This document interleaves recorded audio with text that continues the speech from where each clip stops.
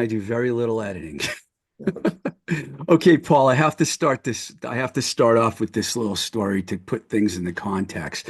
I moved to LA at the end of '83, and it was the first week of January. I had these names of different people scribbled on a bag that worked for record companies. I had to find a job because I had no money and I was sleeping on a couch. So I had Enigma's address, and I got on this. It took 3 buses to get there from Lawndale, Hermosa, to get to where they were. I go all the way down there. I make my way in this office. It was weird because all those people I ended up knowing, but they're all sitting in one little office, right? Ron Gowdy and Hines and all them. I don't think Bill was there. And I found Kim Jones. She was I think that was her name, the radio person that I talked to. And I talked to her for 5 minutes, and she's like, you're better off going to a major label and getting a job in the mailroom because there's no jobs here. So I left really dejected, got on all 3 buses, went all the way back, came back, looked at my paper bag, which I didn't have with me. They had names scrolled on. Sandra Gustian, Greenworld. I'm like, I have no idea what Greenworld is, but I'll call her. I call her. She answers the phone. I told her I was looking for a job. She's like, hold on, put me on hold. And immediately you picked up the phone. And you asked me a couple of questions and you said, well, you want to come down now? And I was like, okay, what's your address? And you told me the address. I'm like, wait a second. I was just at that building. And you're like, yeah, we're part of Enigma. And I'm like, so I went all the way back down there. You talked to me and you said you wanted to check on a couple of references. And you literally called me the next day and said, you're hired. When do you want to start? And I came back that afternoon. I think that's when you knew I was serious. And to wrap this up, you gave me some what they would call dead accounts to call. Well, maybe not so dead, but I remember when I got my first sale, it was a record store in Alaska. And I was like, I got a sale. And it was like $53. And I think the minimum was 50. And everyone in the room looked at me like, you got a sale already? And I was like, I knew that was where I belonged because I would have fucked up in any other business I was in. Mhm. Anyways, thank you, Paul. You're Or very welcome. And I'd like to answer that, okay? Because, um, okay, so I don't remember your conversation. I didn't know you had stopped at Enigma until you just told me that. I Okay. didn't. You Yeah. didn't. Wow. And so you came in the door. I remember that, and I came out to meet you. And um, you were just so enthusiastic about music. And I was so young. well, and being a salesperson is not really about being a selling. I mean, it is, but enthusiasm is the most important part. If you're enthusiastic about the music genuinely, then all your words come through the phone just like that. Okay. And so, I mean, I knew pretty much immediately that you were a guy to get on the phones. So, yes, you had to do all the cold calling to get started. Okay. And No the problem. I should have put this, explain to people listening. Yeah. Enigma had its own distribution company. They were on one side, the label, the distribution was on the other side. I started on the distribution side with you, and then I went to the label Sure. because people, I don't think, oh, well, why would they know that I sold records on the phone? But we Right. did. We sold a lot of records, actually. Well, I remember listening to you on the phone. It must have been your second or third day. And this was an import company, for those who don't Yeah. know. And we imported a lot of things from Japan in particular. And we were selling Japanese records of Duran Duran and things like that. And then there were sheets and pillowcases. Okay. And and I remember my boss asked me, how's the new guy doing? And I just smiled. I said, he's doing great. And they You said, mean well, Steve Boudreau? yeah. And they said, well, what do you mean? I said, well, I just heard him on the phone talking to somebody, and he's trying to sell him Chinese Duran Duran records. And he got the sale. Okay. Okay. Anyone out there that's listening, you'll only get this if you watch the video. This poster on my wall Of course. is Stomu Yamashita, Sea and Sky, and I got that in 1984. And there were only 10 of them that they shipped to us, and I got one, and it's still on my wall. I've got one too. Great poster. All right, let's get to Anyway, Cleveland. What was it like growing up, like in Cleveland, Paul? Like, what neighborhood were you in, and what was it like growing up there? well, let's see. Cleveland is an extremely segregated city, still is, and was more so when I was growing up. Um, I lived in the inner city, overlooking the steel mills, um, in a three-family house that was about a block away from a big hospital, a teaching hospital. And I lived with my mother and my grandmother and my brother. Okay, that was like growing up until I was about 12. Um, the hospital was a teaching hospital, and because we had a multi-family house, my grandmother only would rent to doctors and nurses, doctors who were there for residency. Okay, so that's a lot of foreigners is what it came down to. And so, well, it was good because I got exposed to a lot of other kinds of people that people in my neighborhood didn't. It was a heavily Central European neighborhood. We were Hungarians, as I am, despite the Sicilian name. Russians, Ukrainians, Polish, like that. That was it. No Germans there, no Irish there. Okay, that kind of thing. So everybody had their own little cliques. That's where I grew up. I didn't go to school in the neighborhood I was in, and there were no school buses in Cleveland because Cleveland was an underfunded place. So yeah, No school buses? no. So I went to this other school, and I had to take a regular city bus to get there. So I was 9. So I started riding the buses pretty early, and that was a cool thing because you learn how to transportation. Transportation is like the Yeah. key. And I was all over the city really early. I really liked foreign languages, and I was in a school that it was like an immersion school somewhere. I started taking French when I was 9. And there was a summer school program of languages at Case Western Reserve University for elementary through high school kids. And I started going to that in the summer. I was a real nerdy kid. Okay, you got to understand that, bullied the whole bit. But I loved the languages. And when I went out to Case Western Reserve, 3/4 of the people who were there were middle class, upper middle class, and wealthy Black people, Chinese people. It was an entirely different experience, and I loved it. That's Absolutely. cool. That is And cool. and I'd have to take 2 buses, or a little later, I started taking a rapid transit, which is a rail line. And it was a big deal to go across town to my relatives and stuff at my age. Um, and as I got a little older, there were girls. And I would go over to their houses because I really didn't have, it was summertime. Nobody was really watching me at the clock, so it was really cool. I really enjoyed that part of it. Now that's the growing up. You asked me about growing up. Yeah, the music. Oh, I'm sorry. Go ahead. Music. Yeah. Okay. So my mother was a pianist, and looking at her things that I found later, she probably could have been a professional, but chose not to, chose to get married and have 2 kids, my brother and me. My father was a professional boxer, and I I don't always, think I knew that. yeah, Wow. okay, a successful one, but he weighed the big 126 pounds. So he was a featherweight, right? And he had a really good winning record. And that's about all I know about him. And I didn't know any of this until really the internet came up because he divorced my mother divorced him when I was about a year old. So I have virtually no memory of my father. Just a couple of times I saw him since then. He's dead now, so who cares? Yeah.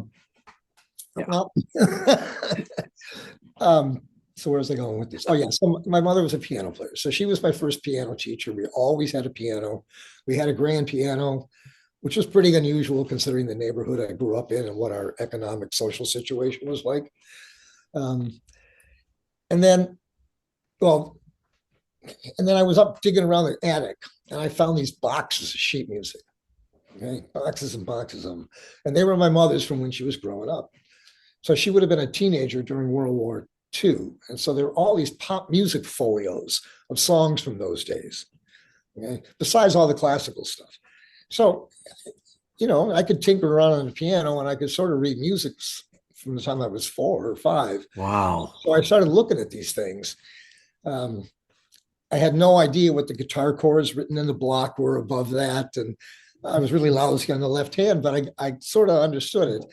And then I got a ukulele.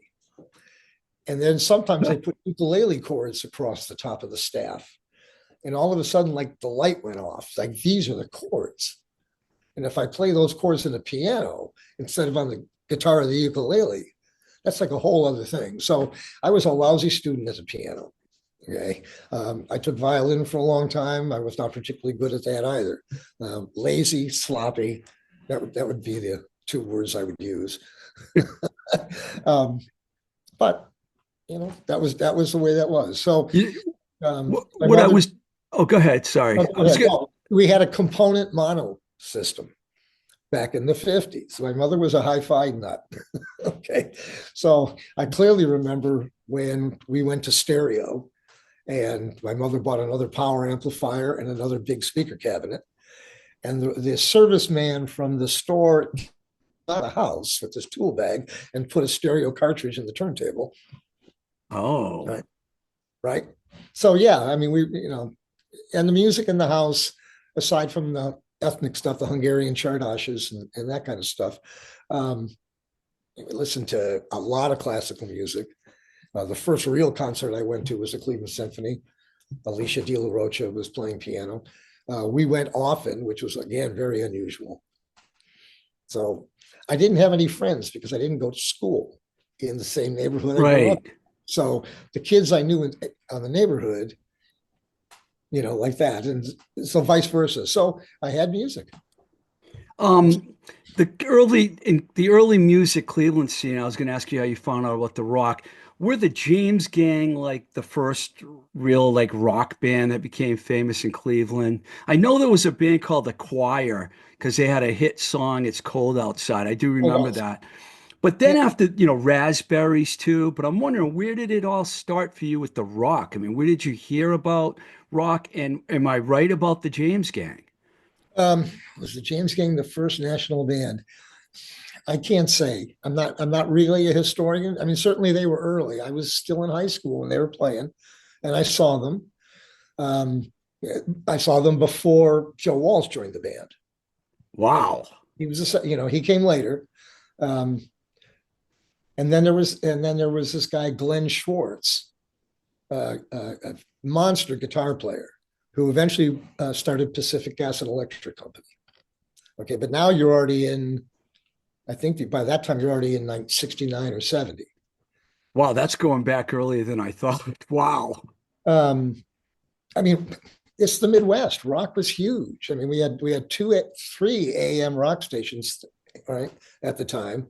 Before WM, is that or Well, MMS WMMS became the FM staple, but I'm talking before then. There were three before AM that? stations that were top 40, and we got CKLW from Detroit.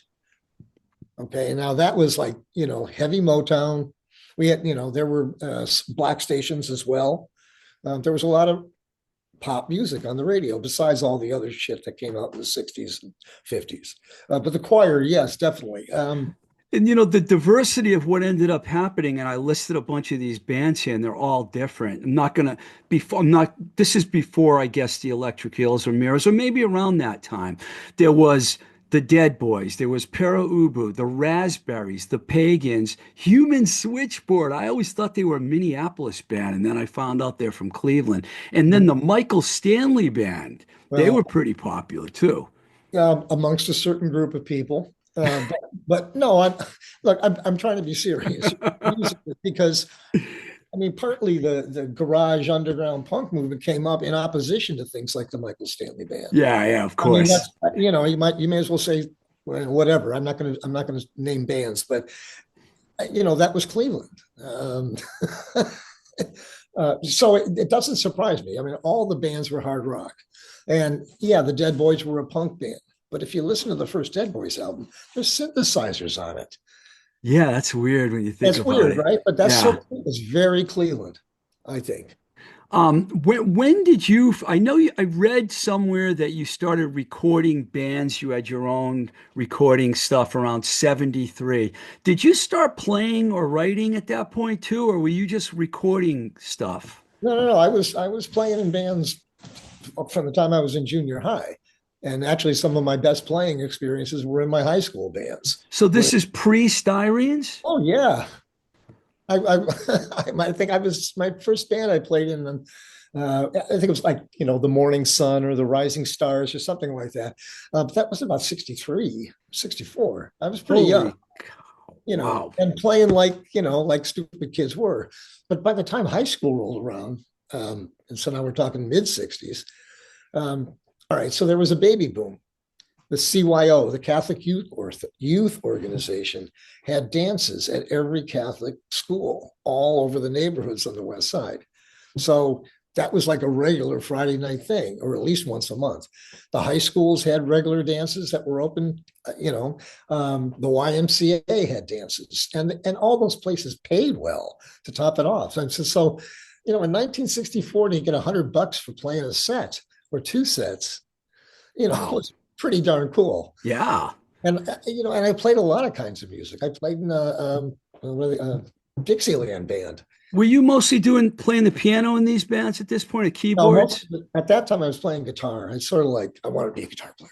Oh, so you got into the guitar fairly early. I was a teenager, right? And I taught myself the guitar by reading Beatle books and Rolling Stone books. Again with the chord charts and stuff. So And you were paying attention to those kind of bands too, the English bands. oh God, yeah, yeah. But yeah, so at that point, so you know, it's 10 years later before the Electric Eels and Styrenes and Yeah.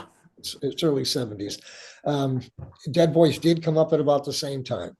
Um, I like to record because it was a record. I mean, a permanent record of what you were doing. And I always thought that was more important than anything else because they last. And also you have control over it. So if you make a mistake, you don't have to be embarrassed. You can just do it again. So there were a lot of reasons. And I always recorded our bands. Okay. Yeah, I read an interview that you did years ago, and I remembered it, and it said that you had like some kind of a truck or van that you had a recording equipment in. It used to show up and No, no, record. no, no, no. I never had a mobile studio. I Oh, that's recorded not. at a mobile studio, but I never had one. But I did own a studio. Oh, well, how did you record the live bands? Um, Did you just do it in rehearsal spaces? Because didn't you record a lot on cassette back well, then? all the Electric Eels recordings that have been released were all recorded on cassettes. And I took my equipment to their rehearsal loft and Okay, okay. set up the equipment. And sometimes they come out good and sometimes they don't come out good. And in that case, they came out really good, I think. And now here we are 50 years later, and I'm still very proud of those recordings for their sonic quality. And I really captured the band. And yeah, it Yeah. was accidental, but I mean, I won't get into the details, but it was a real Rube Goldberg kind of recording. Yeah, there were three different PA boards, and I didn't have professional recording I equipment. may have been confused by the term mobile because would you still call it a mobile system if you moved it around? No, I know. Okay, I must be crazy. I a thought I mobile read system that. is generally permanently installed in a truck.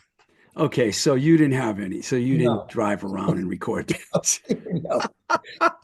Uh, And yeah, and I didn't really like recording other people. I mean, it was really just for myself. yeah, but a lot of the stuff you recorded ended up getting released, and it's Well, pretty that's true, iconic now.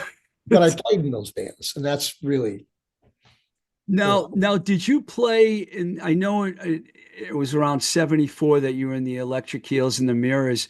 Was that before Styrenes? Because I have to ask you about this. There yes, was Polystyrene Jazz Band, there was Styrene Money. It was all the Styrenes with different names. Is that basically, or was it yeah, different?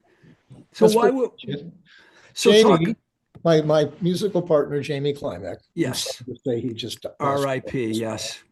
um, he called himself George Money. We were all calling ourselves different names, kind of like British artists were. So everybody had silly names. John Morton was J Regular and like that. It was silly now, but it seemed to make sense at the time. So it was polystyrene, like the plastic. That's what it was meant to be. And I had no idea who X-Ray Specs was. Okay. I had no idea that there was another polystyrene. I started using that name around 69. Okay. Wow. And it was kind of as a mock, a joke about British bands Oh, I'm not going to mention the names, but there were a lot of silly ones. Um, Well, Drano in Your Veins was when it was the original recording, if I'm wrong correctly, was Pauly Styrene Irene, Jazz. Jazz Was it band. JASS or is that a type? It was JASS. I didn't know if that was a It's the typo or not. derivation. Well, it's the derivation of the word jazz, and Yeah. it sort of was used to mean the mistake. So, So, am I to understand that you were in three bands at once? yes. How did that Um, work out? well, the Electric Eels were an off and on situation. Okay, so I joined them in '73 when we were all living in Columbus, and there was another guitar player who started the band, right? And he, for some reason, left, and I replaced him. So I wasn't the original member of the band. We did 2 gigs in Columbus, and that was it. Okay, and then we moved to Cleveland, and we did 2 more gigs in Cleveland, and then I quit again. Did you go to Columbus because of the college? Because it was No, a not to college Columbus town? because of the Electric Eels of all things. So they moved to Columbus? That's Uh, weird. that's for some reason. No, I'm not even going to go there. Forget it. It doesn't matter. But I didn't. we all ended up in Columbus, and Wow. we all thought that it was going to be like really open to like new things because it was a college town. Instead, it was a real cow town, and Except for High Street, right? well, no, especially High Street. Really? It was? Just jocks and football and it was horrible. I mean, it's just that's not for me. Yeah, I was there probably in the 90s a few times with bands, and it was pretty good, but it wasn't like, Cleveland was way better than Columbus. Cincinnati might have even been better than Columbus, actually. Well, Columbus is the largest city in Ohio now. I That's mean, hard to believe. and it has anyway. It's the airport is big and all that, so it didn't work out. So we all moved back to Cleveland. So now, okay, if I'm correct, I'm looking at this list here, and if I'm wrong, correct me. Styrenes, Polystyrene Jazz Band, Styrene Money put out records before the Mirrors and the Electric Eels, right? Well, that's the way it ended up. Yes. How did that happen? Well, because I recorded Drano in Your Veins in '75 and I put it out in '75. That's how. Okay. Did Mirrors had been in the studio, but had not made a record. And Mirrors broke up in '75. Okay. So so Shirley came out in 77. Was that post breakup? yeah. Yeah. It was post breakup. And it ended up on Per Ubu's label, Hearthen Records, through a connection at a record store. Okay. Um, yeah. And Electric Eels the same way. The Electric Eels, I made these recordings in '75. There was one more Eels gig that I didn't play in. Brian McMahon, the guitar player, came back into the band. The recordings are great. They were kind of at the height. It didn't never got any better than that with the Eels. I'm Well, glad they Agitated was that that's one of the that's most famous yeah. ones of all the songs that came out of the scene, right? And that was it. So Jim Jones, who played bass in Styrenes and Polystyrene, and he also played with Per Ubu, was on tour with Per Ubu, and I think he was doing sound with them, or maybe he was being their guitar tech or something like that. And they met up with the guys at Rough Trade, and Jim Jones had a tape of Agitated with him. And Rough Trade said we'd put that out. So Rough Trade came to everybody and they made the deal. And I mean, we really had no studio equipment at that time. I mean, that record technically, I mean, I took the cassettes and I ran them through a little equalizer and I added a reverb unit to them. And that was it. That was the mastering for the record. Was Nick Knox in the band at that time? Yes. He went out, he's the He joined in. Cramps drummer, right? Well, yeah, he joined the Cramps Yeah. afterward. Yeah. About, I think, January '75. Right? There's Because some really interesting people that crossed paths during that time. Now I got to bring up Hudson now because it seems like by this time the Pagans around the 77-ish, isn't that when they started or was it later? Were you friends with Mike? Like I know you guys are really became really good friends and he passed well, away. So it didn't start out so good. we shared a bill with them, with the Pagans, And I don't know, it just didn't hit it off. And so there was kind of this rivalry. Um, but it was very gentle. Okay. Um, and where things change, I didn't really understand the whole pagans vibe, I got to tell you. Okay. And I wasn't a drinker, especially not a beer Yeah. drinker. So if you take beer out of the equation, there wasn't much to hang out with these guys Isn't about. Hudson, wasn't Hudson famous for his drinking in a Oh yeah, way? or infamous, really. Yeah. But then we shared a bill with them at a big auditorium in Cleveland. It was the WHK Radio Auditorium, which, if you know, in those days, radio stations had huge concert halls Yeah. because it was live, right? And the place was all decrepit. And one of the producers in town booked it and booked some punk shows in there. We were playing one. And I was providing PA. And Mike Hudson, the pagan that he was, he knew we had just bought all this new equipment. And the first thing he did was he walked up to the stage and said hi and everything like that. And he took us drinks and he poured them into the monitors. Okay, now I understand why your relationship didn't start off very good.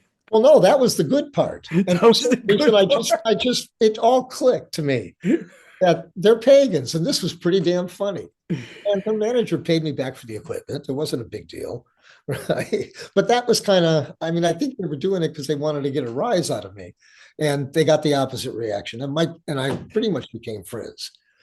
And then their manager put them in my studio, in Styrenes studio, and that really had everything to do with money because we were really cheap. Okay. And working with them for a week, it was a gas. And I got to see the band in action. And yeah, I eventually became very good friends with Mike Hudson.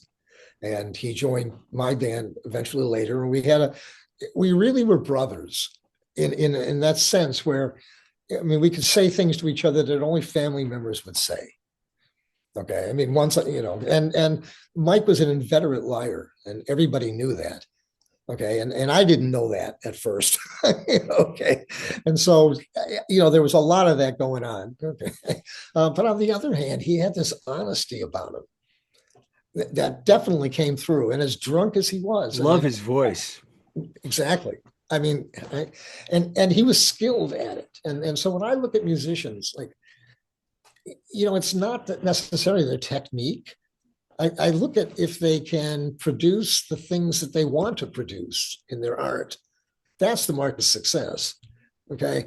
So Hudson was so consistent in his performances. He could double track a vocal and you wouldn't know it was double tracked. I mean, all of his growls and all of that was like, it was so natural to him. Wow. Okay. And he'd fall asleep drunk at the base of the microphone stand in the studio. And then all of a sudden he would get up and he would cut a vocal take that's on the records. I mean, it was truly weird. So it was hard not to work with his talent. And he was a totally, well, I'll give you an example about how much of a rock and roll guy he was. New York was in a blizzard, a serious damn New York blizzard, and everything was shut down, including the rehearsal space. Was this the blizzard of 78 by any chance? No, but well, I was in Cleveland for that. No, it was in the 80s. 80s. Okay. No, it might have been the early 90s. Doesn't matter. But everything was shut down. We didn't go to the rehearsal. Hudson was living way out in Queens at the time.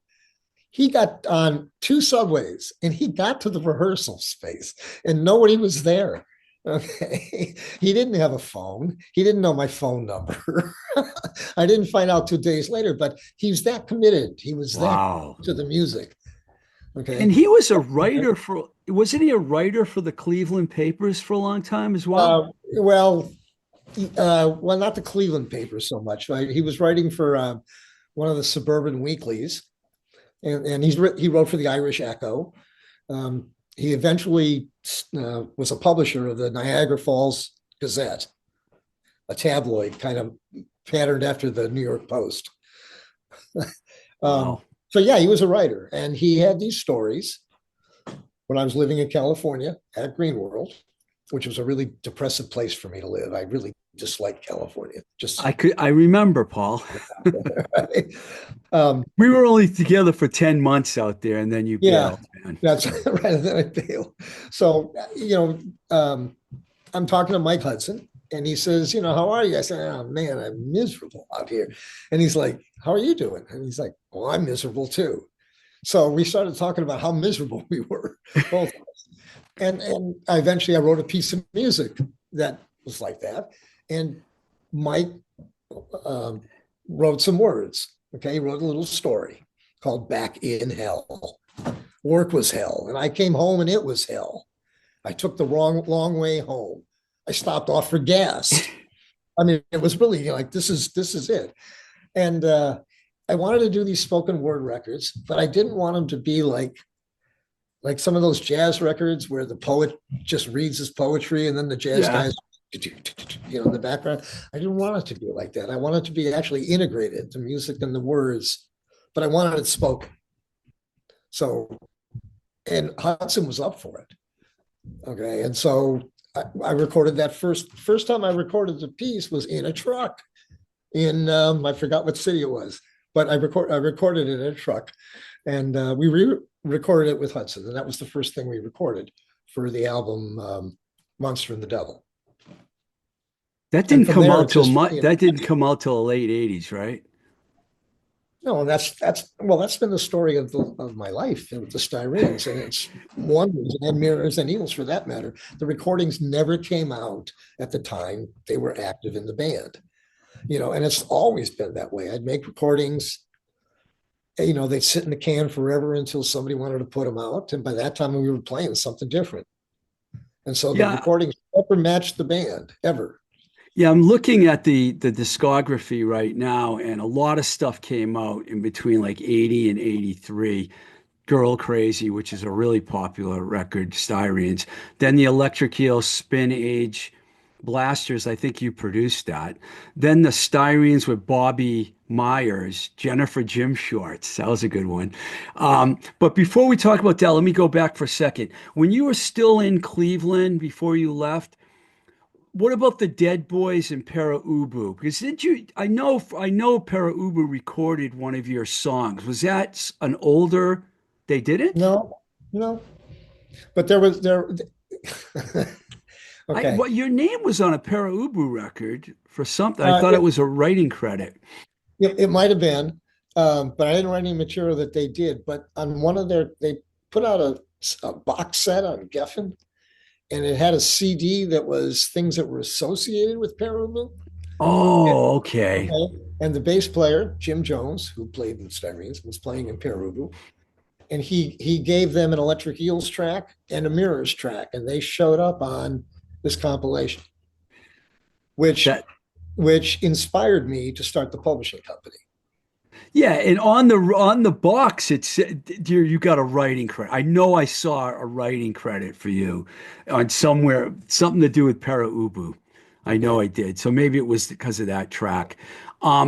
Were you friends with those guys too? No, we weren't. I mean, we're not I mean, we were in our own little clique, and they were in their own little clique.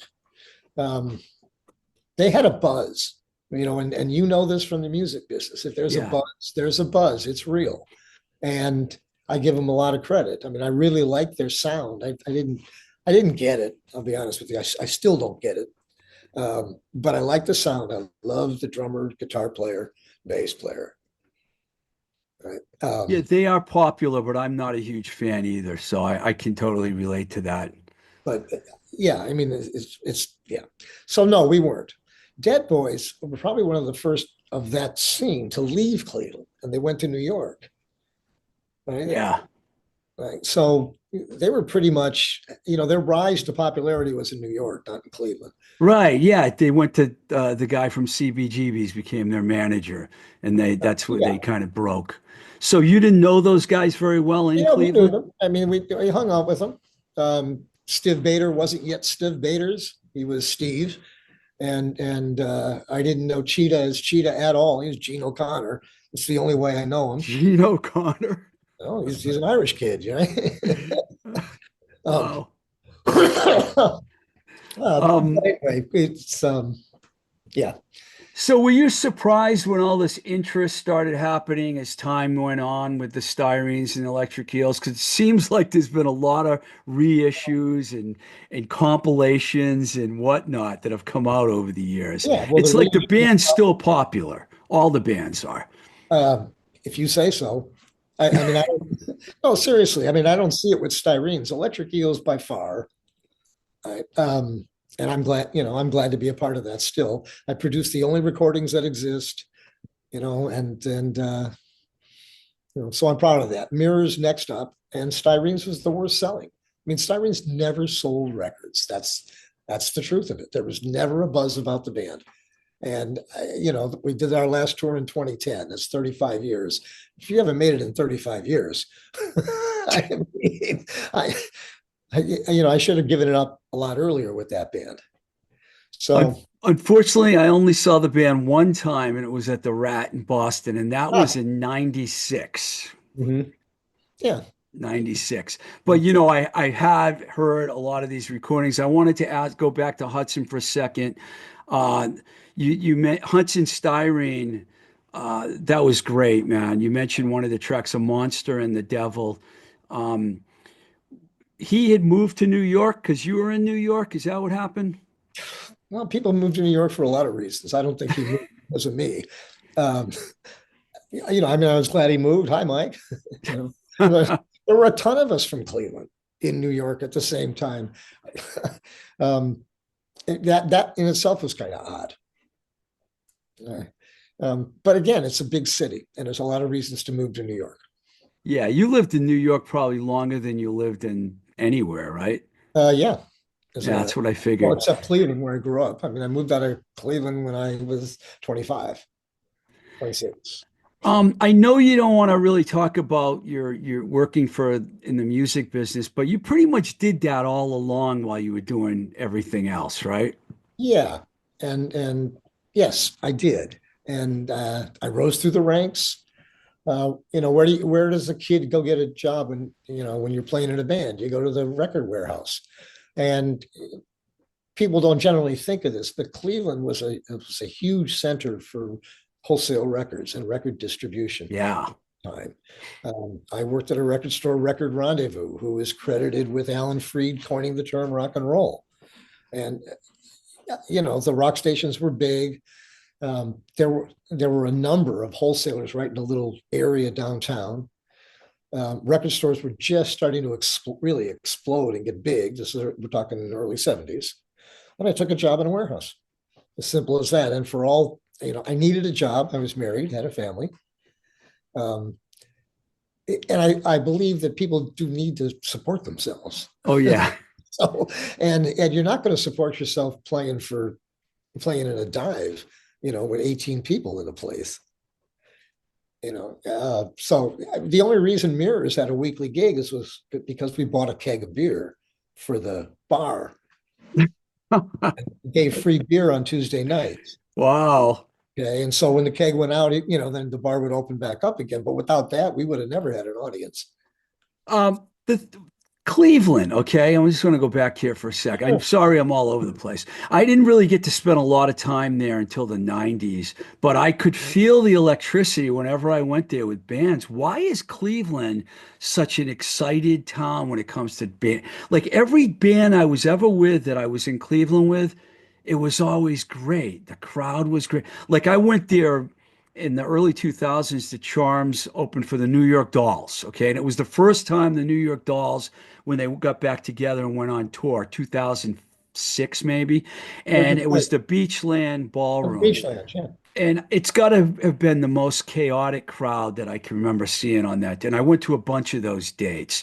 The people there are just like, what do you think it is? Is it just that there's not a lot to do? So music is so important to them. I mean, the Rock and Roll Hall of Fame's in Cleveland, I mean, Well, that's all I can say. I mean, I don't. Well, again, it's a big rock and roll town, big radio. The music business was there. Labels had A&R people in Cleveland. They had offices there. Um, at, when I started in the business, almost every label was an independent. every rock label. I mean, there were the big guys, you know, at the Columbias, the RCAs, but essentially, even labels like A&M, A&M was distributed by independent distributors all around the Yeah. country. And so if you were distributed out of Cleveland by UPS, you could get to Detroit, Indianapolis, Cincinnati, Louisville, uh, Boston, not Boston, I'm sorry, Buffalo, Rochester, Syracuse, Albany. Those are all one day from UPS. So, it was natural that Cleveland would have that because of its location. It's the heart of rock and roll. I think it says that in a song, actually. But on the other hand, the town was dysfunctional beyond belief. I mean, there's half the number of people living there than there were when I was living there. Really? Yeah. And it's true that a river started on fire, right? Well, yes, it did. Okay. And there's a picture in the paper, but now we talk about it like it started the environmental movement and but that was the seventh time the river had caught on fire. Wow. And when the newspaper wanted to print a picture, they didn't even send a photographer down there. They took a file photo. So the picture that everybody shows of the river on fire from the 70s actually took place, I think, in the 40s. Okay. Yeah, the Cuyahoga River was so polluted and it caught on fire. It melted a bridge or two. It was pretty disastrous. How do you think the situation is there now? Well, the industry's all gone. Yeah, I mean, that helped so, it. I was, I think people also don't realize that Cleveland was the center of the oil industry in the United States. It was. It was. Oil was discovered in Pennsylvania, Yes. right? Oh, And so yeah. it had to be refined somewhere. Hmm. And the industrial places were Cleveland and Pittsburgh. And Cleveland, Standard Oil was started in Cleveland. And that ruthless man, John D. Rockefeller, just gobbled up every independent refinery and became Standard Oil. So, all the refineries line that, all the steel mills line the Cuyahoga River. And they're all gone now. They're all gone. Yeah. Glidden Paints, Sherwin-Williams. I mean, every horrible thing that you could imagine was dumped into the river. The big radio station in Cleveland, MMS, maybe it was them, maybe it's another one, had Kid Leo. kind of had a joke contest. Could you ride a canoe up the Cuyahoga River? How far could you go? Because it was so smelly and disgusting. Oh, oh man. So it's a lot cleaner now, and the lake is a lot cleaner now. All right, I'm going to get back to music. You said that there wasn't a lot of popularity for the Styrenes, but all these Styrene records kept coming out. So someone must have liked the band. Yeah, that may be true, but Like the some of the best looking, like those were the time. Those were different times. Had all three bands on it, but it's Sartastic, Mhm, Cleveland 75 to 79. mhm. I mean, how'd you get that deal? Um, well, that was thank you to Ken Catkin, who's still doing a great radio show, which I can't remember the name of right now. He's been doing this show for 40 years at least, so a real radio guy. He's also a college professor. Uh, so he was at Homestead at the time, and Oh, and okay. I had a beginning relationship with Homestead. They were interested at one time in a Mirrors record, and that didn't work out. And then Ken Catkin took over, and then that did work out. He took over for Gerard Coslow. I don't know if he took over from Consoy. It's possible he did. I'm not connecting the time frame at that point. It's always interesting getting involved with Dutch East India. I get more phone calls now from people trying to find Barry Tannenbaum. He like disappeared off the face of the earth with masters and everything, and it's been a disaster with him, man. Absolute disaster. Did you have any problems getting your masters and stuff back? I never gave him to him. There you go. I mean, well, there's the good side of being in the music business right there. I learned a lot in the music business about how to protect yourself as a musician and a songwriter. Um, so, I gave him a master tape, but I made a duplicate master tape to give him. I mean, I didn't give him my recording. So, So it plus, wasn't a deal. Was the deal like a long-term deal that, or no, could you get, so it was a short-term deal? I've never had a long-term deal with You, any, never once had a multiple record deal. this is why I respect you so much, Paul. You're one of the smart ones because so many bands seem to sign everything away without knowing what they were doing, you know? Well, it works both ways. If you've got a company behind you to support you financially, you can plan ahead and you can make your recordings and you can actually build a career. But we were forced to, or I was forced to fund every recording I made, which was also why I kept the job, number one, but how I could maintain control because I own the tapes, I own the publishing. I showed the guys in the bands how to keep control of your stuff. And, I don't know, maybe it was the wrong thing to do, because we didn't get a lot of help from anybody. Bands seem to have, somebody wants to be their roadie, somebody wants to be their sound man. You didn't have any of that, Really? really. Huh. So what do you think that was? Because they knew that you guys had control of everything, or I think that people just didn't like the music.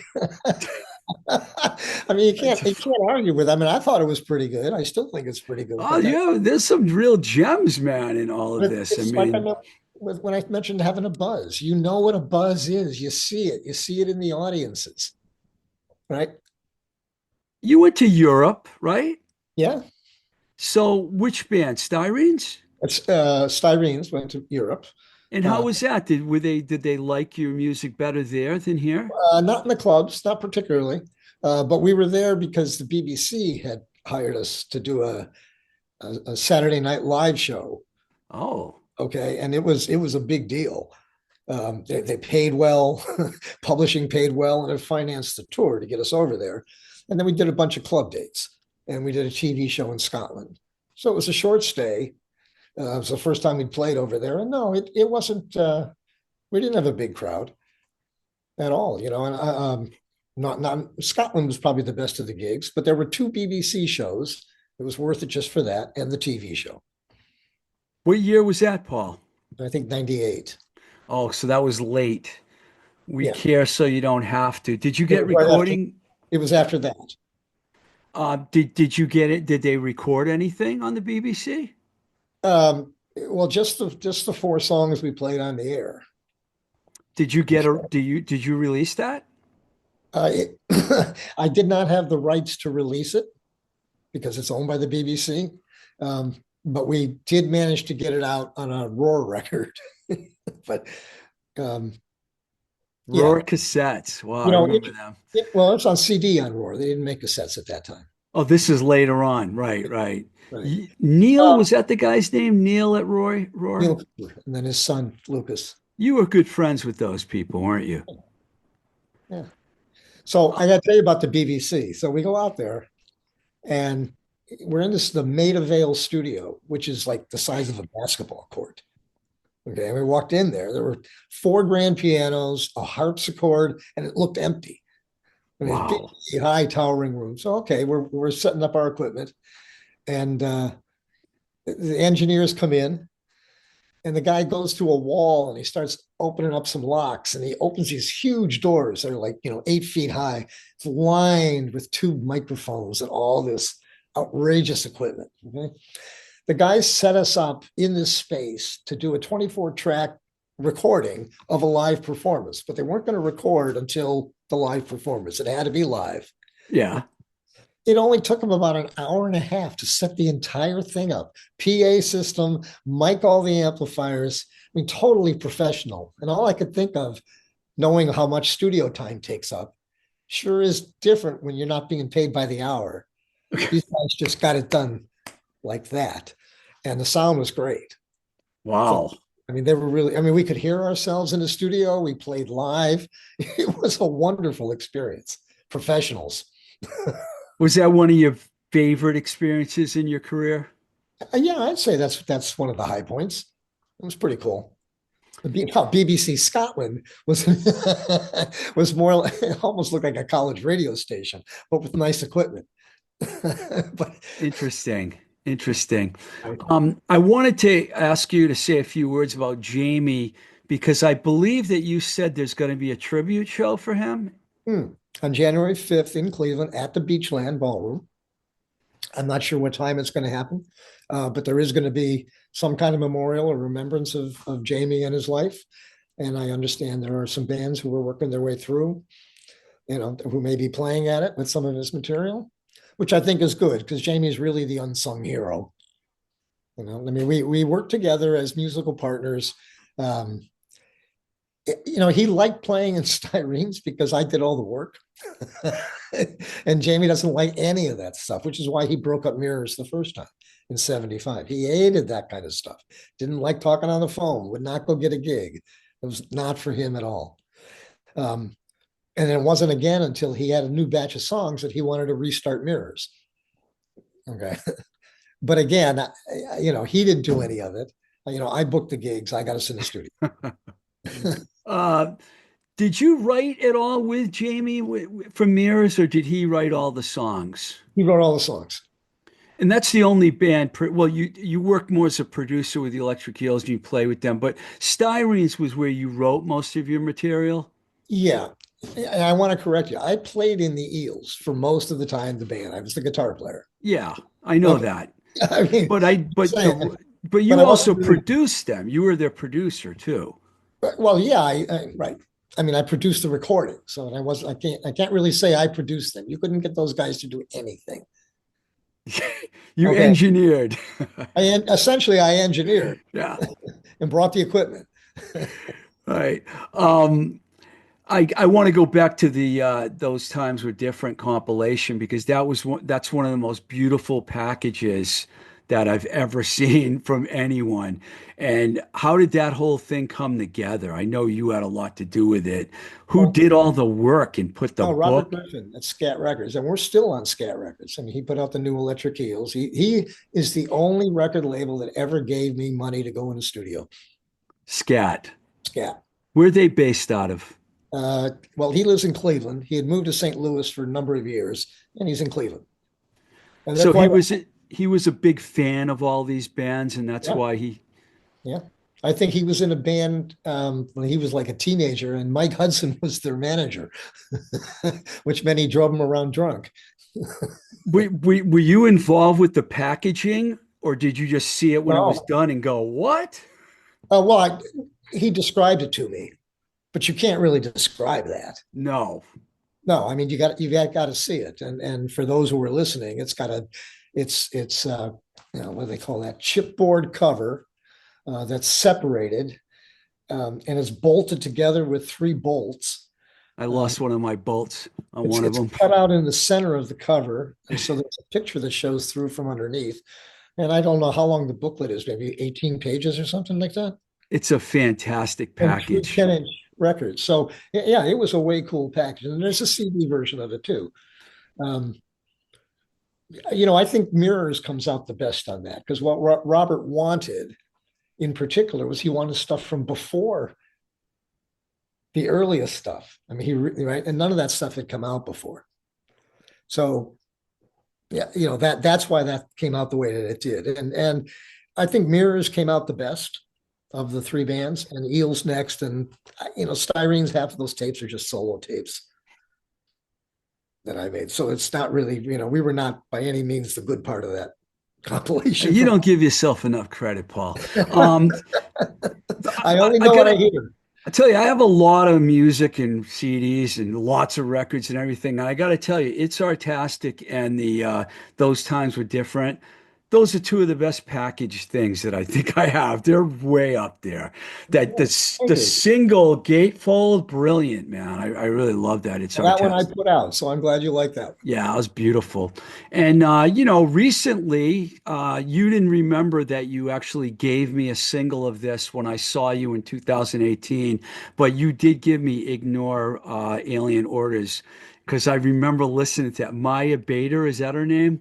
Mhm. That does the vocal track on that? Yeah. Or So it was out when I gave it to you? I believe so. Was that 2018? Not sure. Well, I have it. I have the Okay. single. On blue And you, vinyl. yeah, Yeah. yeah, Okay. it's really cool. And that's a really good package. Who did the artwork on that? Uh, blah, blah, blah. Her name is Alicia, and she calls herself A minor, and she's kind of a deadhead kind of artist. And I really liked the idea of the cartoon thing, the drawing, and she was, up for doing it. I thought she captured Maya's voice. I thought she really captured the idea of the young girl.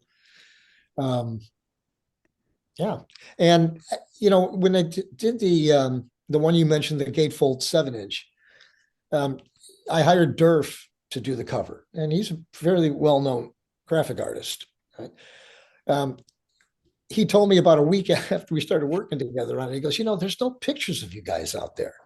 He said, I don't even know what you look like. None of the band. And I said, well, that's kind of we had no buzz. Nobody came to the shows to take pictures of us.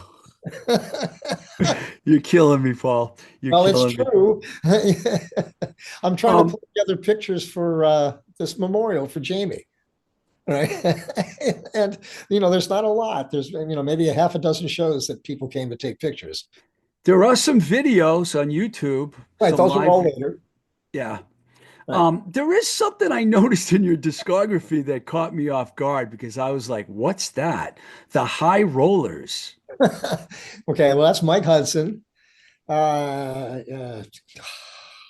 So it was a one-off record that you guys did? yeah, it came out on Bonafide. I don't know if you know that guy, Rick. Yeah.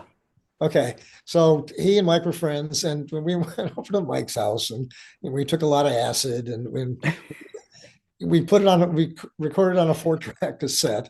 I played drums.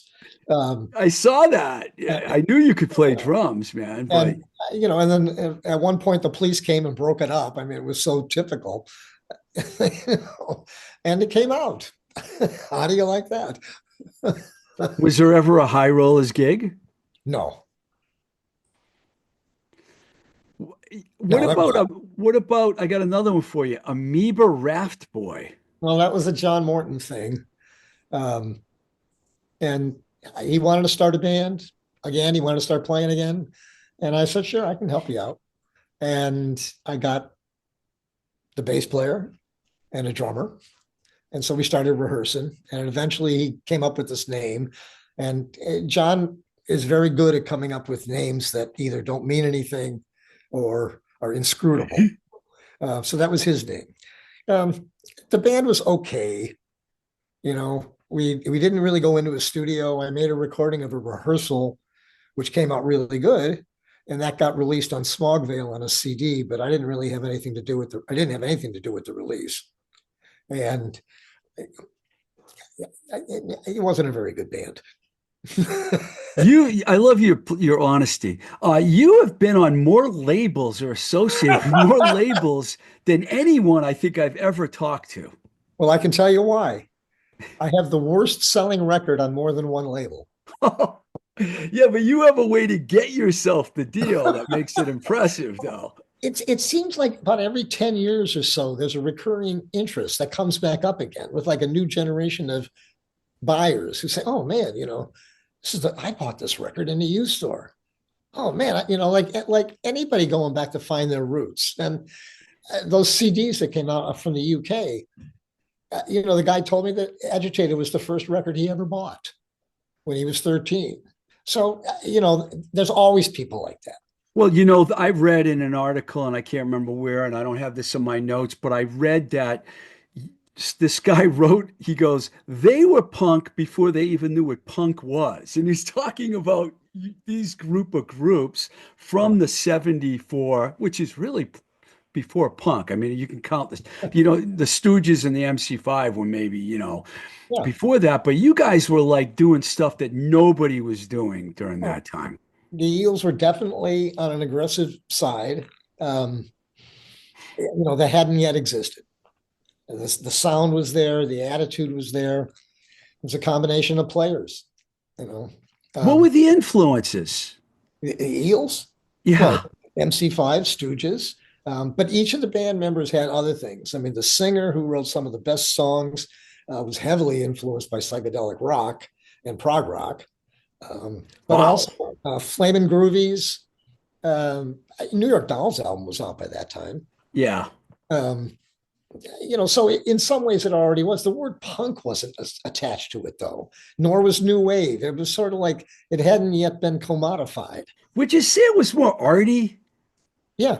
Yeah, I would say more of like an indie art kind of thing when I hear this music because it was really it's punk got some punk. I mean, there's no question about it. Didn't you shave your eyebrows once? Well, that was yes, but I think every stupid teenager goes through that every once in a while. So Wrap this whole thing up for me, Paul, because this is quite a story here with a million. I didn't mention Agitprop Piano, which is a solo project that you did. And didn't you do something with someone by the name of Charlotte Pressler? yeah, she had done some spoken word records in Cleveland, and I wanted to do this record. I had this piece of music, and I asked Charlotte if she wanted to put some words to it. And she came in the studio with us, and we didn't really collaborate too much on it. Okay. It was moderately successful. But for me, the best part about it was instead of using a regular drum set, um, I hired three people from a samba band to do the percussion on that record. And so and they wanted to march around the studio while they were playing, like a samba band does. So that was a lot of fun. This is a really cool record. John Morton did the art, right? Oh, he did a Wow. lot of covers for me. That is really cool, man. You notice This I have is 6 fingers? I, I didn't. This is like pre-Daniel Johnston, right? But let's see, Paul. Wow, that's a lot, man. Oh, That's a thank you. lot. That's a lot of stuff, man, you've done. It's like pretty incredible. It's funny because you think you know someone, like we've known each other since 1984, but there's a lot of things that I didn't really know, because you managed to live a double life kind of Pretty much. the You whole know, time. one thing I know you want to get off. Yeah, I know you want to get off now. Go on, but you can No, edit. I'm not trying to get rid of you, Paul. Um, Come on. um, I would suggest to anybody who wants to be a musician not to go into the music business because it's diametrically opposed. The business is opposed to what we do as artists. And if you want to play music, get a job as a cab driver, work in a factory, do something else not related to music, make time for yourself and play music. That's all you should do. Isn't that kind of where we're at now, though? Because so many bands just put out their own stuff. There's no labels, no managers, no nothing. And, Right. a lot of people don't even tour. They just put a record out. Right. Well, exactly. I mean, what else can you do in this economy? And that's just the way that it goes. Art. It's just art now, pretty much, right? Art. I think for a lot of the people who are putting out records, I mean, you can tell just by looking at it. I mean, some people just go to the pressing plant and say, print the cover for me. Here's some artwork. And it's not. And it's easy to get records now. It's easy to make them. But it doesn't mean that the records are any better necessarily. It's just easier to make them. So I don't want to out you, but you live on an island. Can we say what island it is? Yeah, you can say what island it is. I love your island, Martha's Vineyard. Thank you. Um, do you ever play out or do anything out there as I far as did when music? I first moved here. Um, I don't want to badmouth Martha's Vineyard. It's a beautiful place to live. Other people do bad mouth it though, so I don't feel like you'd be alone But if you they did. shouldn't. They shouldn't because I think that the impression of Martha's Vineyard to most people who don't live here is that it's an island full of rich people and snobs, um, and there are rich snobs everywhere. So get over that. Isn't that Uh, the other island that has all the rich snobby people, Nantucket? well, Nantucket does too, but the fact is, somebody has to support this island. And what I see is an island full of tradesmen, blue collar workers, restaurant workers. It's all service people. And every driveway's got two pickup trucks parked in it. Because these people are working. There's a lot of immigrants here. There's a big Brazilian population, for example. Really? And Wow. it's a wonderful place because there is this melting pot. Just for the record, I love Martha's Vineyard, you know. And I just want to say, when that governor of Texas and his buddy over in Florida This, kidnapped all those Venezuelan immigrants and sent them up to the vineyard because he thought that, he'd fix us. They were taking the people who came off that plane were so bewildered when they got off the plane, and the island got together within hours and got them all into beds. I mean, we didn't even have enough Brazilian or Spanish speakers because everybody here speaks Portuguese. So the high schools sent their AP students down, and we have homeless shelters on the island. Right? It's not just a place for rich people. yeah, I heard they were embraced. I read that Martha's Vineyard embraced those people, and they're Yeah. probably all making an impact in the community. Well, most of them were legal. That's the funny thing. Almost all of them had already initiated their papers, and that was some of them had to be like down in immigration like in 2 days. I mean, they really were messed up. So anyway, yes, I live on Martha's Vineyard, and I love it. Just one last thing, Paul. Are you going to put any more music out? I never say never, but I'm not playing. I've had injuries on my hands, and I wear hearing aids, and I don't think rock and roll ages well. It Okay, doesn't for the people that worked in the business either. it doesn't So, for the people who play it. yeah. I mean, I'm sorry. I mean, I know all these bands are on tour and stuff, but I find it really embarrassing. You mean the older bands that still tour? Yeah, it's Uh-huh. weird. Yeah, I mean, I get it with superstars. Okay, I get that, but it's that next tier. It's like these guys are out again. you know, I mean, right. So Some people don't want to, they just don't know what else to do. I lied. I do have one other thing. Do you listen to a lot of new music or are you paying attention? Like, do you have a turntable? Do you? I have a turntable. I mean, yeah, there's vinyls, but no, I don't listen to a lot of rock music at all. And I don't enjoy playing to drunks and bars. I'm sorry to be so cold. Probably the first thing I learned about playing out is that you're not there to play music. You were there to sell drinks. And the bands that keep getting asked back are the bands that can fill the bar, not to play good music. And that's just wasn't what we did.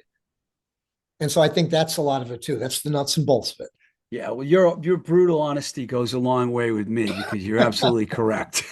So Absolutely correct. I I really do. appreciate this opportunity. It's funny because one thing I learned from you, Paul, was to be very critical of what you like and what you don't like musically.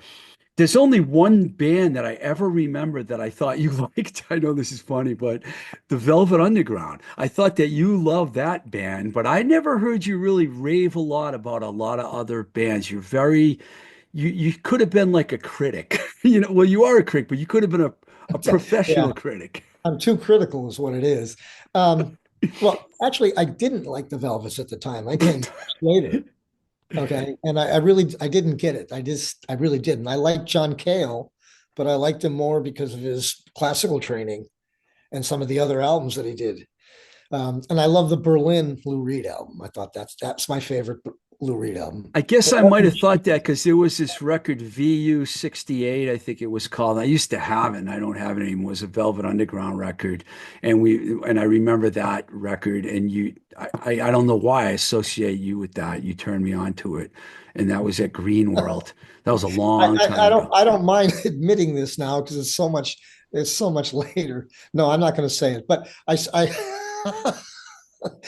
when I first moved to New York and I had no money and I was just trying to rebuild what I had, I started making bootlegs. And they were DJ mixes that a guy from Minneapolis, from Montreal would come down from Montreal with these disco mixes that the DJs would give him. And I would press them up on 12-inch 45s or LPs and then give him 5 or 600. And some of them sold a lot. Okay. And that VU 68 is probably one of those. Okay. Okay, I don't think anyone's going to come after you for this No, now. I I don't don't think think so anyone's either. left to come after you. The stuff's been bootlegged a number of times. Anyway, it's been out before. There's some 7-inch EPs. I mean, it's like that. The tapes are out there. So No, as I started to learn about the business, I stopped doing that. Nobody should have their records bootlegged. The Eels did. We had a bootleg put out. Really? Yeah, in Germany. Did you get a copy of it? Uh, I didn't, but I think Morton did.